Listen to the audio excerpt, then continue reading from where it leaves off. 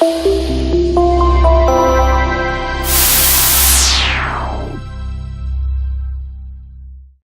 everybody, John Costigan back, and I have a real cool technique here called What Happens Next. Now, what I love about, and let me stop for a second. I know I keep going, what I love about this, what I love about that. Oh, here's a funny story. You're like, dude, is everything you love and everything's funny? I almost feel redundant, but maybe it's just my passion coming out. But I will tell you that if I was like on my deathbed and somebody said, what's the top 3 techniques that you think has probably won you more business than anything?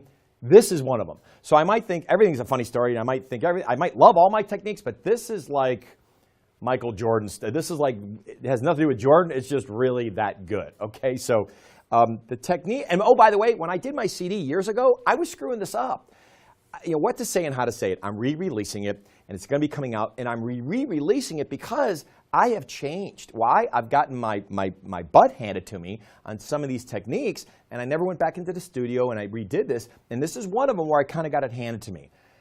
On my older CD, for example, if I was making a cold call and somebody picks up the phone, I knew they were busy, and they're like, hey, tell you what, just send me some information. I went, great, no problem. Let me send it out. Let me get your email. Perfect. Hey, I'll follow up with you next week. Hey, really quick, if you get my information and you love it, hey, what happens next? Well, I used to say that back then, right? Well, you know what happened? Somebody did this to me, and when they did it to me, I was like, what happened? I'm like, I don't know. Dude, call me next week. I'm busy. And I kind of got pissed off about it. Well, what's funny is that I'm on a CD going, oh, go do this, go do this, go do this. But then when someone does it to you, you're like, okay, whoa, whoa. What are you, selling used cars while you're at it? And by the way, I apologize for any used car salespeople out there. I know it's kind of the term we use about talking about, you know, hey, let's go. You know, we don't want to be that person, right? So, but I almost felt that way. And when someone did it to me, that's how I felt. So let me kind of redefine what happens next. First off is it works great in the negotiation phase, towards the end. If somebody says, hey, listen, can you think you might be able to do better on your price? And oh, by the way, you might do the good question, why'd you ask? You know, I get all that, but let's pretend you really come down to the point where you might discount. I might say, listen, not sure if I can or not. I'm probably going to have to go talk to somebody, but let me ask you, if I can discount it, and I don't know if I can, but if I can, hey, what happens next? I mean, you know, where do we go from here? Now it's okay, because I think you've established communication, some rapport, some trust, some competence, some credibility, and I think you need some of those things to play that card, that what happens next card. When you do it really early on, you haven't earned those stripes yet. You know, it's funny, I'll tell you again, another funny story, right?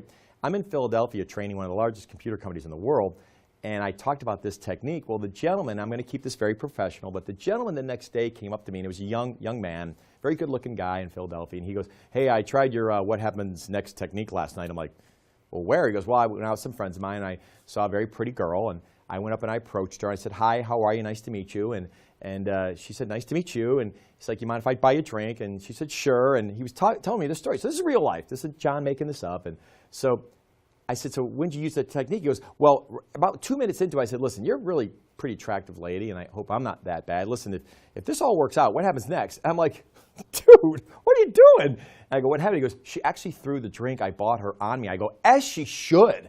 I go, what are you, crazy? I go, it's not how it works, especially at that phase of the high list. I mean, you're kind of going, hi, how are you? Want to get married? I mean, you jump so fast into this. I go, and when I made the joke to him, he's like, oh, no, I don't want to get married. I go, yeah, I know that, okay? But at the end of the day, your timing was so far off. And I'm not sure in a relationship if you've ever used that technique, right, when a relationship. But at the end of the day, I will tell you that there are certain times when you use it. It's great in the negotiation phase, number one. But number two is, if you're going to do it sometime early on, I think you've got to really soften it. Definitely probably not on a first call, but maybe that second call that you have with the person, when you follow up at the brochure, maybe talk a little bit about what their challenges are, and then you say, hey, tell you what, Bob, listen, I know you have the information. I think our next step is I'll send out an email to you, maybe summarize our quick 10, 15-minute conversation because it's our second call. But hey, can you kind of walk me through, once I provide this to you, and if I can give you something maybe helps your business, hey, can you kind of walk me through what your next steps are? I mean, how do you guys do business? Is this something that's a priority for you? See, I kind of rounded out the edges as opposed to used car sales, Johnny. Hey, what happens next? Okay, so you can see there's different ways of saying it. Hey, so what are your thoughts? I mean, how soon is this? How soon you want to do this? Or, you know, where do we go from here? Hey, is there anybody else that probably needs to get involved with this based on our conversation?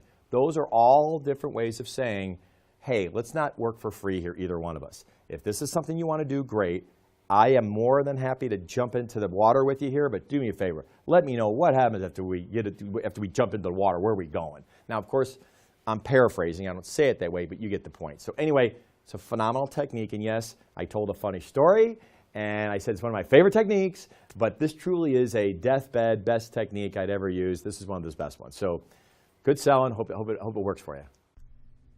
Hey everybody, John Costigan here. The toughest part to any sale is getting in the door, right? Tell you what, click on the URL below this video or go to costigantraining.com/free week. Take the first step of solving this huge problem of getting in the door. It's 5 days, 5 clips, less than 5 minutes. Click on the link. We'll see you in a few seconds.